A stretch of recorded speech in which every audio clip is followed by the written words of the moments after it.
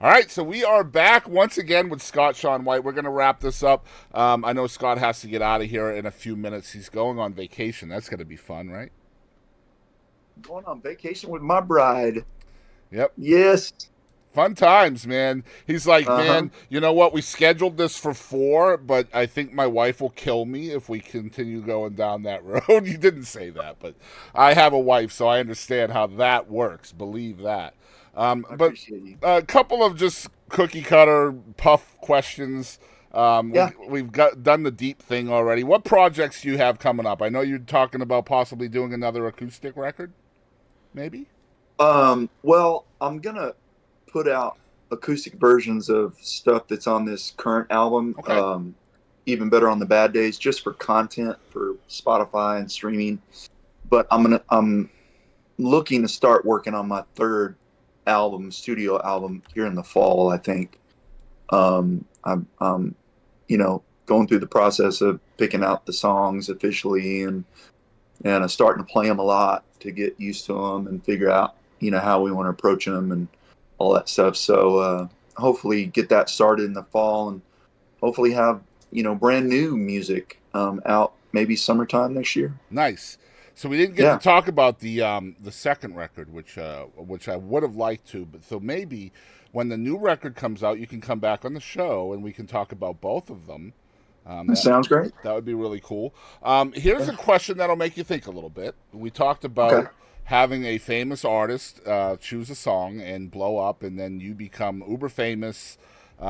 So one of the popular things in podcasting nowadays is the Mount Rushmores, right? So who is your Mm. Mount Rushmore of artists that you would want to cut a Scott Sean White song? You have to choose 4 and only 4 for your Mount Rushmore. These are people that you would want a Scott Sean White song to be one of their cuts.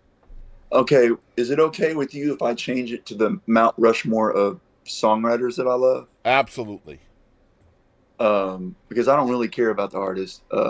Boom! Mean that Let's I don't go. mean that in a mean way, but like my goals and aspirations, like if they'll make me money, cool. Like Well, if you ask my usually, wife, if you ask my wife the Mount Rushmore of artists, she's gonna list the ones that would make us the most money. Morgan Wallen, Luke Combs, Lainey Wilson, yeah, and I ain't mad at her. I yep, totally get it. yep. But if I would I'm have gonna make said, a Mount in my defense, I would have said songwriters, but I thought that might have been a little bit too much asking you to just narrow it down to 4 No, because songwriters. I know that answer a lot quicker. Okay, so Mount Because that's Rushmore what's of important to me. songwriters, your favorite 4 Right. My Mount songwriters. Rushmore of songwriters starts with a guy named Tony Lane. Do you know who that is? I don't. And I educate just me. played the Bluebird with him last week, the Bluebird Cafe in Nashville. He wrote "Run" for George Strait. He wrote Okay. "I Need You" to McGraw and Faith Hill. He wrote "Letters from Home," John Michael Montgomery. "Little Past Little Rock," Leanne Womack.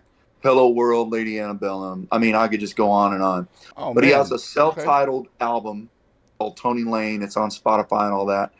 That literally changed the way I write. I heard that record. I bought the CD in 2008. I listened to it all 10 hours on the way home, literally the whole 10-hour drive home to Texas. And it changed the way I write. So he's the first on that mountain. A guy named Bobby Pinson is second on that mountain. Wow, there's a name You I have Shake Your not. Head. I have not heard Bobby Pinson's name in a long time. He is just a beast. He has a record called Man Like Me I agree. Yes. that also deeply affected the way I write songs. It's got one hit on it. He had one hit as an artist. It's called "Don't Ask Me How Don't I ask me Know." how I know. Yep. But that song is brilliant. It's freaking great. It's not even close to the best song on the record. Hmm. The record is so good. That's always how it is, Um, isn't it? yeah, and but so Bobby Pinson, and then Tom Douglas has got to be on that mountain. He wrote "House That Built Me," and he wrote "Grown Men Don't Cry," and Southern Voices, Southern Voice. That's kind of one of his more poppy up tempo. "Raise 'Em Up." I mean, he has so many hits he couldn't play them all at the Bluebird Cafe in one night. He'd have to do a medley, right? And he's in the Songwriter Hall of Fame. So there's three, and then my fourth Oh man, my fourth would have to be Walt Wilkins or Dude. Radney Foster. If I could combine the Oh two. my gosh, man. Wow, So, you're talking my language right now. yeah. And Wow. of course, I mean, there's all sorts of people I'm leaving off. Obviously, Guy Clark. I mean, I need a Mount Rushmore with like 20, We just need a really big but mountain, right? I need a big mountain. I need a Yeah. big mountain. But Yep. the four in plus 4A, yes, that's where the people that have been the most influential in how I write and how I learn to write. Well, Those God would be it. bless you. I could not narrow it down to 20. I just, man. Yeah, And I'm so there's blessed. bunch. I've got just this year. I decided to start podcasting again in May. I Mm-hmm. did almost 400 episodes between like 2015 and 2018, and then Mm-hmm. I just got burnt out, and I was like, you know what, I need a break. And Yeah. but in the meantime, from 2018 to 2024, my hiatus, I was keeping a mental note of who, if Mm-hmm. I did ever come back to here, and I decided to do this again, who I would want to talk to. And man, I had such a long list of songwriters, yourself included, that I really wanted Mm-hmm. to talk to. And now I'm getting the bucket list crossed off, man. I get to talk to That's awesome. Mark Narmore, who wrote "That's What I Love About Sundays." Uh, I got to talk to Marty Dotson, who wrote "Must Be Doing Something Right." I got to talk to, gosh, you talked about '80s rock. I just got to talk to Mike Tramp from White Lion, who wrote "When the come Children Cry." on, Yeah, I mean, come just on. just unbelievable stuff that's happening for me, right? Joe Yeah, Doyle, who wrote "In Pictures" for Alabama.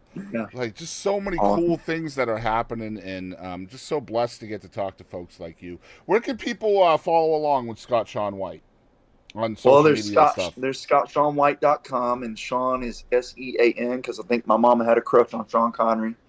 So SCOTTSEAN White, and then I'm on all those things at Facebook and Instagram. I don't do much on TikTok because I just there's not enough hours in the day. But Instagram and Facebook, if anybody wants to follow along the journey of a touring uh, singer songwriter all over God's creation, it's the place to do it. And So I will go keep you up to watch a date. show. By God, that's the best way to support an artist. I feel just go to a Yeah, it show, is. and while you're there, buy some merch, buy the record, say Mm-hmm. hello, say a kind word. You've already explained how much fuel that gives you as a Boy, human and a writer. Um, yeah. Man, Scott Sean White on the Boston Chris podcast. I mean, what's better than this, y'all? Thank y'all for watching. Make sure you're following Scott everywhere. Again, Scott, thank you so much for your time. And thank you, sir. I appreciate you so much.